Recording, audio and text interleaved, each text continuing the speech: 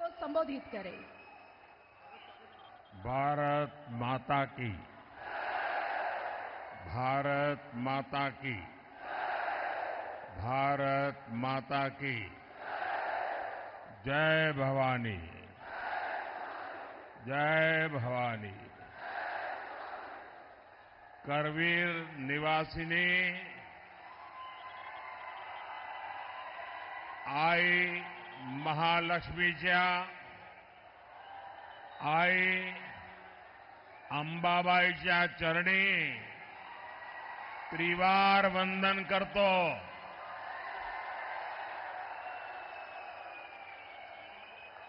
तमाम कोल्हापूरकरांना माझा नमस्कार।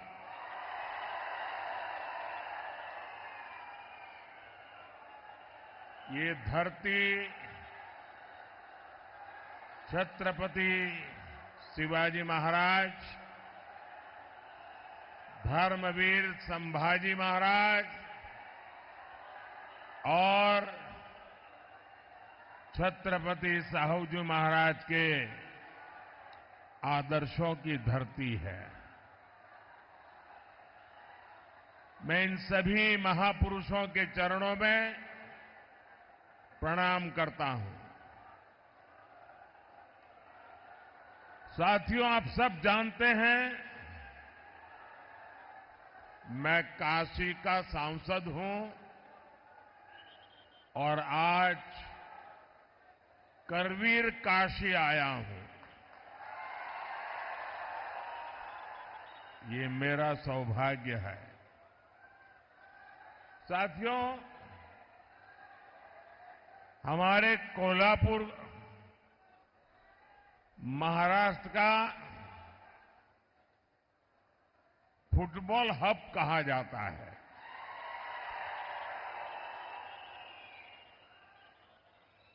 फुटबॉल यहां के युवाओं में बहुत पॉपुलर है और आपको अगर फुटबॉल की भाषा में मैं बताऊं तो कल दूसरे चरण का मतदान पूरा होने के बाद बीजेपी और एनडीए 2-0 से आगे चल रहे हैं।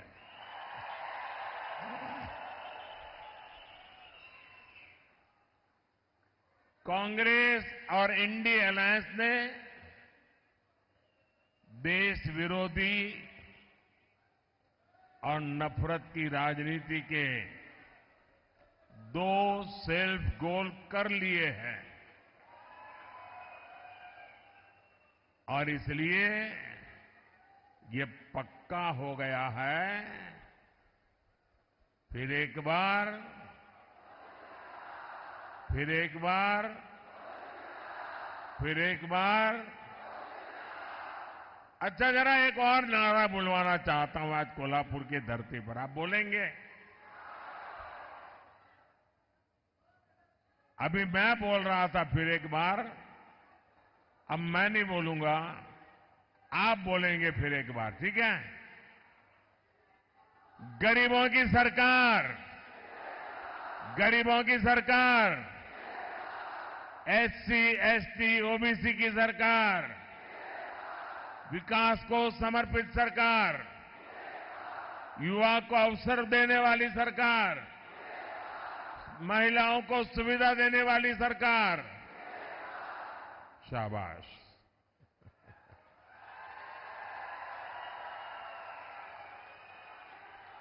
भाई और बहनों,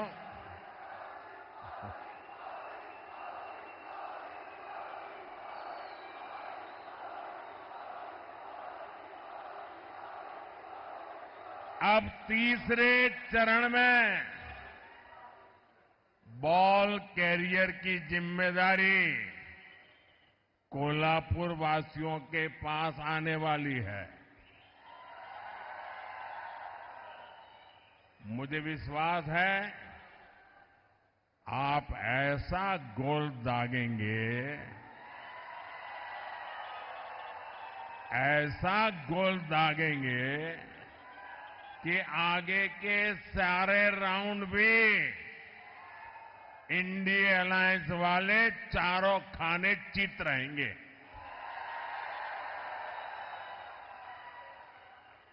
क्योंकि ये पूरा देश जानता है, जगत भारी कोल्हापुरी,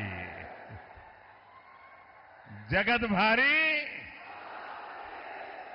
साथियों, चुनाव के पहले ही मैंने कहा था, ये चुनाव विकसित भारत के संकल्प का चुनाव है। लेकिन जैसे ही कांग्रेस पार्टी और उसके दोस्तों को ये एहसास हुआ कि वो विकास के ट्रैक रिकॉर्ड में एनडीए की बराबरी नहीं कर सकते, उन्होंने अपनी रणनीति बदल ली। इसलिए इंडिया अलायंस वालों ने खुलकर देश विरोधी एजेंडा और तुष्टीकरण के हथकंडों का इस्तेमाल करना शुरू कर दिया है। अब कांग्रेस का एजेंडा है कि वो सरकार में आने के बाद कश्मीर में आर्टिकल 370 वापस ले आएंगे। क्या आप ऐसा करने देंगे?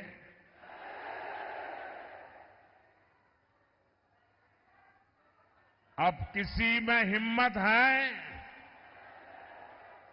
कि मोदी के इस कदम को पीछे हटा सके? ये लोग कह रहे हैं कि इनकी सरकार बनी तो ये लोग सीएए कानून रद्द कर देंगे। क्या ये देश उनको करने देगा? और अगर करने जाएंगे तो उनकी हालत क्या होगी, उनको पता है क्या? अब आप मुझे बताइए, जिन लोगों के 3 अंकों में लोकसभा सीट जीतने के लाले पड़े हो, क्या ये इंडिया अलायंस वाले सरकार के दरवाजे तक भी पहुंच सकते हैं क्या? और उनका तो हाल ये है जी, वो ऐसी फॉर्मूला बना रहे, 1 साल 1 पीएम, ये फॉर्मूला निकालने में लगे हैं। अगर 5 साल मौका मिले तो 5 प्रधानमंत्री। अब इनको इसकी आदत हो गई। कर्नाटका में भी अभी सरकार बनी, उनकी पार्टी, उनका विजय। फॉर्मूला क्या? 2.5 साल 1 मुख्यमंत्री, 2.5 साल के बाद जो डेप्यूटी सीएम है वो मुख्यमंत्री। ये खेल खेल रहे। इन्होंने छत्तीसगढ़ में फॉर्मूला बनाई थी, 2.5 साल 1 मुख्यमंत्री, दूसरे 2.5 साल दूसरा मुख्यमंत्री। उन्होंने राजस्थान में फॉर्मूला बनाई थी, 2.5 साल 1 मुख्यमंत्री, दूसरे 2.5 साल। और हुआ क्या? ये फॉर्मूला निकालने वाले लोग 5 साल में 5 प्रधानमंत्री देश पर थोपने के सपने देखने वालों को ये देश कभी भी सहन करने वाला नहीं है। और इसलिए ये लोग देश पर गुस्सा उतार रहे हैं। कर्नाटका और तमिलनाडु में कांग्रेस और इंडिया अलायंस के लोग क्या भाषण कर रहे हैं? दक्षिण भारत को तोड़कर अलग देश बनाने की मांग कर रहे हैं। आप मुझे बताइए, अहद पेशावर, अहद पेशावर तहत तंजावर, हिंद भी स्वराज्य।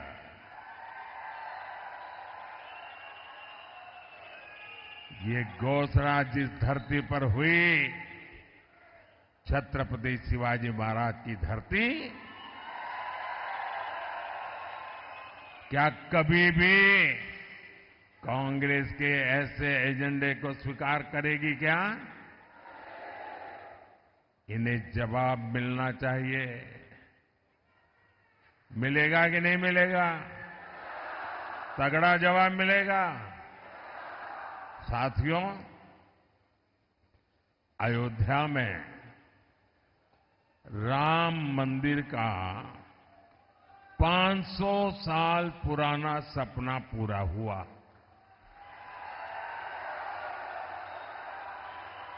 दशकों तक राम मंदिर को बनने से रोकने वाली कांग्रेस ने उसका भी बहिष्कार किया। और ये कांग्रेस कितनी अधपतन में गई है। ये राम मंदिर के जो ट्रस्टी है ना, ये अच्छे लोग हैं, तो कांग्रेस के सारे पाप माफ कर दिए और घर जाकर के निमंत्रण दिया कि नहीं भाई चलो जो हो गया आओ। उन्होंने उस निमंत्रण को ठुकरा दिया। क्या कोई कभी प्रभु राम के दरबार में जाने का निमंत्रण ठुकरा सकता है क्या? ऐसे लोगों पे भरोसा कर सकते हैं क्या? अरे कांग्रेस वाले जरा आईने में चेहरा देखो।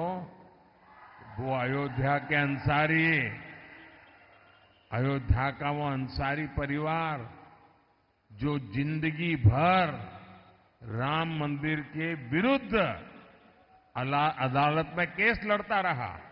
उसके पिताजी भी लड़ते रहे, वो भी गुजर गए, वो भी लड़ता रहा। लेकिन जब न्यायालय ने कहा कि भाई ये राम मंदिर है,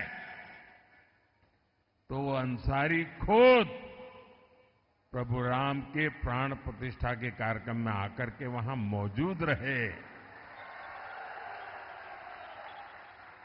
जिंदगी भर लड़ाई लड़ी, लेकिन फिर राम के शरण आए और ये राम का निमंत्रण ठुकरा दिया। जो राम को ठुकराएगा उसको आप क्या करोगे? आप क्या करोगे? आप क्या करोगे? जो डीएमके पार्टी, वो उनकी खासम खास वो कह रही है सनातन को गालियां देने पर अब उतारू है। कहती है ये सनातन तो डेंगू है, मलेरिया है। और जो लोग सनातन के विनाश की बात करते हैं, उन्हें इंडी अगाड़ी के लोग महाराष्ट्र बुलाकर उनका सम्मान करते हैं। ये दृश्य देख करके मुझे तो सोचता हूं बाला साहब के पर कितनी बीती होगी, बाला साहब ठाकरे के मन पर कितनी चोट पहुंची होगी। ऐसे लोग हैं ये। इतना ही नहीं, इंडी अगाड़ी वोट बैंक की राजनीति में इतना गिर गया है कि शिवाजी महाराज की धरती पर ये औरंगजेब को मानने वालों से जाकर के मिल गए हैं। नकली शिवसेना इन सब एजेंडों में इन लोगों के साथ कंधे से कंधा मिलाकर चल रही है। आज बाला साहब ठाकरे होते तो इनकी ये हरकतें बहुत दुखी करती, और आज भी उनकी आत्मा जहां भी होगी सबसे ज्यादा दुखी उनके इन कारनामों से होती होगी। साथियों, तुष्टीकरण और वोट बैंक की राजनीति करने वालों की नजर अब लोगों की कमाई और दलित पिछड़ों के आरक्षण पर पहुंच गई है। कांग्रेस के शहजादे, उन्होंने घोषणा की है कि वो आपकी संपत्ति की, महिलाओं के गहने, और सोने चांदी की जांच करवाएंगे। आपकी कमाई को कांग्रेस उन लोगों में बांटेगी जिनका ये देश पर पहला हक है, ऐसा बताते हैं। तुष्टीकरण के लिए कांग्रेस किसी भी हद तक गिर सकती है। साथियों, कांग्रेस ने एक और ऐसी घोषणा की है जो महाराष्ट्र के हर मतदाता को जानना जरूरी है। कांग्रेस ने ऐलान किया है कि आप जीवन भर जो कमाएंगे, अपने बच्चों के लिए जो कुछ भी जोड़ते रहेंगे, वो पूरा का पूरा आपके संतानों को नहीं मिलेगा। आज आपके पास गाड़ी है तो आप अपने बेटे को दे सकते हैं, घर है दे सकते हैं, खेत हैं दे सकते हैं। ये कांग्रेस के शाहजादे फॉर्मूला लाए हैं। आपके न रहने के बाद आपकी पैतृक कमाई में से आधा हिस्सा कांग्रेस इनहेरिटेंस टैक्स लगाकर वसूल करना चाहती है। क्या आप अपनी मेहनत करके जो कमाई की है, पाई पाई बचाई है बच्चों के लिए, क्या उससे आप लूटने देंगे क्या? ये कांग्रेस की सरकार जो सपने देखती है उसको पूरा होने देंगे क्या? साथियों, महाराष्ट्र बाबा साहब आंबेडकर, छत्रपति साहू जी महाराज, ज्योतिबा फुले की धरती है। महाराष्ट्र की यह धरती सामाजिक न्याय का प्रतीक है, लेकिन कांग्रेस और इंडिया अघाड़ी ने सामाजिक न्याय की हत्या करने की भी ठान ली है। हमेशा बाबा साहब का अपमान करने वाली कांग्रेस अब दलितों, पिछड़ों के आरक्षण पर डाका डालने की तैयारी में है। कांग्रेस महाराष्ट्र समेत पूरे देश में आरक्षण का अपना कर्नाटका मॉडल लागू करना चाहती है। और ये कर्नाटका मॉडल क्या है? इस देश के दलितों ने, आदिवासियों ने, पिछड़ों ने, एससी, एसटी, ओबीसी सबने समझने जैसा है जी। बड़ा भयंकर है मॉडल। कर्नाटका में कांग्रेस सरकार ने ओबीसी कोटे में जो 27% आरक्षण है, वो मुसलमानों को देने के लिए उन्होंने क्या किया? रातों रात एक कागज पे थप्पा मार करके सभी मुसलमानों को ओबीसी बना दिया, रातों रात। और इसके कारण वो ओबीसी का जो कोटा था उसके हकदार बन गए, और जो ओबीसी को मिलता था वो पूरा का पूरा उन्होंने लूट लिया। भाइयों, अब ये फॉर्मूला ये पूरे देश में लागू करना चाहते हैं। आप करने देंगे क्या? करने देंगे क्या? 2012 में इंडी गठबंधन की सरकार ने ये कोशिश की थी, तब ये सफल नहीं हो पाए थे। इसलिए अब कांग्रेस संविधान बदलकर दलित, पिछड़ों का आरक्षण धर्म के नाम पर बांटना चाहती है। ओबीसी के आरक्षण पर यह डाका क्या कभी कोई बर्दाश्त कर सकता है क्या? आप बर्दाश्त कर सकते हैं क्या? आप स्वीकार कर सकते हैं क्या? जिन लोगों ने कर्नाटका में पिछड़ों का आरक्षण छीना है, उन्हें देश में एक इंच भी सफलता नहीं मिलनी चाहिए, अवसर नहीं मिलना चाहिए। साथियों, कांग्रेस और इंडिया अघाड़ी का एक ही एजेंडा है, सरकार बनाओ, नोट कमाओ। लेकिन हमने इन 10 वर्षों में समस्याओं के स्थायी समाधान के लिए काम किया। एनडीए ने युवाओं और महिलाओं को केंद्र में रखकर काम किया। एनडीए ने आत्मनिर्भर भारत अभियान चलाया ताकि देश में उद्योग बढ़े। एनडीए ने स्टार्टअप इंडिया अभियान शुरू किया ताकि युवाओं को ज्यादा अवसर मिले। आज स्टार्टअप्स के मामले में भारत दुनिया में तीसरा सबसे बड़ा देश है। आज दुनिया में दूसरे नंबर पर सबसे ज्यादा मोबाइल फोन बनाने वाला भारत है। यानी जिस युवा को कांग्रेस ने नौकरी और रोजगार के लिए तरसा दिया था, भारत का वो युवा अब दुनिया की अर्थव्यवस्था को दिशा दे रहा है। अगले कार्यकाल में भाजपा एनडीए युवाओं को और ज्यादा अवसर देने के लिए प्रतिबद्ध है। इसलिए भाजपा ने घोषणा की है कि मुद्रा योजना के तहत अब 10 लाख के बजाय 20 लाख रुपए का लोन दिया जाएगा, बिना गारंटी दिया जाएगा। अगले 5 साल में हमारी सरकार इंफ्रास्ट्रक्चर पर रिकॉर्ड निवेश करेगी।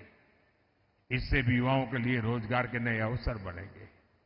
साथियों, विकास में महिलाओं की भागीदारी विकसित हो और विकसित भारत की एक गारंटी है। इसलिए महिलाओं के लिए अवसर, उनकी सुरक्षा, ये मोदी की गारंटी है। पहले जिन सेक्टर्स में महिलाओं के काम करने की पाबंदी थी, मोदी ने उस पाबंदी को खत्म कर दिया। हमारी सरकार ने रोजगार मेलों के जरिए सरकारी नौकरी में लाखों भर्तियां की है। इससे सरकारी नौकरियों में भी महिलाओं की भागीदारी बढ़ी है। महाराष्ट्र में, यहां कोल्हापुर में सहकारी समितियों में महिलाओं की बहुत बड़ी भूमिका है। हमारी सरकार ने पहली बार अलग सहकारी मंत्रालय बनाया। हमने महिलाओं को आर्थिक रूप से मजबूत बनाने के लिए सेल्फ हेल्प ग्रुप का एक बड़ा आंदोलन खड़ा किया। इसी का नतीजा है कि पिछले 10 साल में 10 करोड़ महिलाएं सेल्फ हेल्प ग्रुप से जुड़ी हैं। यहां महाराष्ट्र में भी पिछले 10 वर्षों में सेल्फ हेल्प ग्रुप से जुड़ी महिलाओं को हजारों करोड़ रुपए की मदद दी गई है। अब हमारी सरकार सेल्फ हेल्प ग्रुप की 3 करोड़ महिलाओं को लखपति दीदी बनाने का संकल्प लेके काम कर रही है। साथियों, आज यही नारी शक्ति जब मोदी का सुरक्षा कवच बनकर खड़ी है, तो कांग्रेस वालों की जरा तकलीफ ज्यादा ही बढ़ जाती है। और आप भूलिएगा नहीं, वीरांगना ताराबाई के देश में कांग्रेस के युवराज शक्ति का विनाश करने की बातें करते हैं। साथियों, कोल्हापुर विकास और विरासत की संभावनाओं से भरा क्षेत्र है, लेकिन इंडी अगाड़ी की सरकारों ने इस क्षेत्र की इतनी उपेक्षा की। आज केंद्र की एनडीए सरकार और मुख्यमंत्री एकनाथ शिंदे जी, देवेंद्र फडणवीस और भाई अजीत पवार की सरकार कोल्हापुर के विकास के लिए दिन रात काम कर रहे हैं। मुंबई बेंगलुरु हाईवे के विस्तार का काम तेजी से चल रहा है। शक्तिपीठ एक्सप्रेसवे के जरिए महाराष्ट्र का एक बड़ा हिस्सा आधुनिक कनेक्टिविटी से जुड़ने जा रहा है। हमने कोल्हापुर और क्षेत्र के नई ट्रेनें दी है और भविष्य में यहां वंदे भारत ट्रेनें भी चलेगी। हमने कोल्हापुर वैभववाड़ी रेलवे लाइन को मंजूरी दी है, जिससे कोंकण क्षेत्र की कनेक्टिविटी और बढ़ेगी। कोल्हापुर एयरपोर्ट के लोकार्पण का सौभाग्य भी मुझे ही मिला है। भाई और बहनों, इस क्षेत्र में अंबाबाई शक्तिपीठ का आशीर्वाद प्राप्त है। आने वाले समय में अच्छी सड़कों और सुविधाओं के कारण लाखों भक्त अंबाबाई के दर्शन करने आएंगे। यहां उद्योग, व्यापार और पर्यटन से जुड़े अवसर पैदा होंगे। आप मुझे बताइए, मोटा कमीशन न मिलने तक फाइलों को दबाकर बैठने वाले लोग, याकूब मेनन की कब्र को संवारने वाले लोग, उनसे आप कोल्हापुर का, महाराष्ट्र का भाग्य बदलने की उम्मीद कर सकते हैं क्या? ये लोग महाराष्ट्र को आगे लेकर जा सकते हैं क्या? साथियों, 7 मई को महाराष्ट्र और देश का भविष्य तय करने के लिए एक बड़ा अवसर आ रहा है। मेरा आप सबसे अनुरोध है कि कोल्हापुर से एनडीए के उम्मीदवार भाई संजय मांडलिक जी और हाथकणंगले से धैर्यशील माणे जी, इनके पक्ष में भारी संख्या में मतदान करके मोदी के हाथ मजबूत कीजिए। आप इनको जो वोट देने वाले हैं ना, वो वोट सीधा सीधा मोदी को जाने वाला है।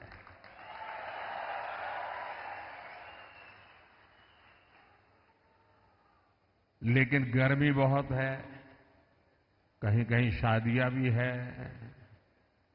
फिर भी मतदान ज्यादा होगा ना। आप घर घर जाएंगे, मतदाताओं को जगाएंगे, आप पोलिंग बूथ जीतेंगे, मतदान के पुराने सारे रिकॉर्ड तोड़ेंगे, पक्का? अच्छा, मेरा एक काम करेंगे,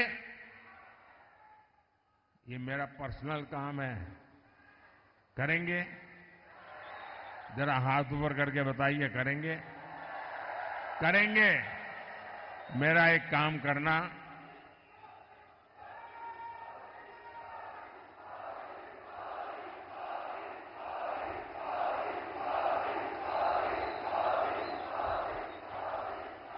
मेरा एक काम करना, यहां से जाने के बाद आसपास पड़ोस में, गांव में, मोहल्ले में जिन जिन लोगों को मिलना हो जाए, नहीं होता है तो जाकर के मिलिए, मेरी तरफ से मिलिए, और हर एक को कहना कि अपने मोदी जी कोल्हापुर आए थे और मोदी जी ने आपको प्रणाम भेजा है। घर घर मेरा प्रणाम पहुंचा देंगे। आप जब हर परिवार में मेरा प्रणाम पहुंचा देंगे ना, तो हर घर के लोग मुझे आशीर्वाद देंगे, और हर परिवार से जब मुझे आशीर्वाद मिलेगा तो मेरी ऊर्जा अनेक गुना बढ़ जाएगी, और वो ऊर्जा आपके लिए काम आएगी, क्योंकि आपका सपना यही मेरा संकल्प है।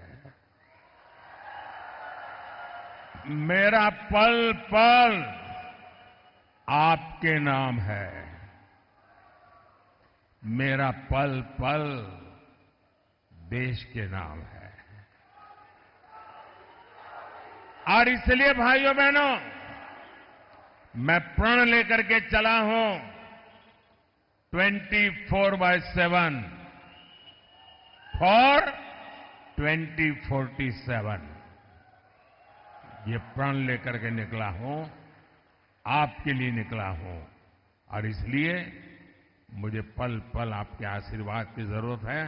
मेरे साथ बोलिए, भारत माता की, भारत माता की, भारत माता की। बहुत बहुत धन्यवाद।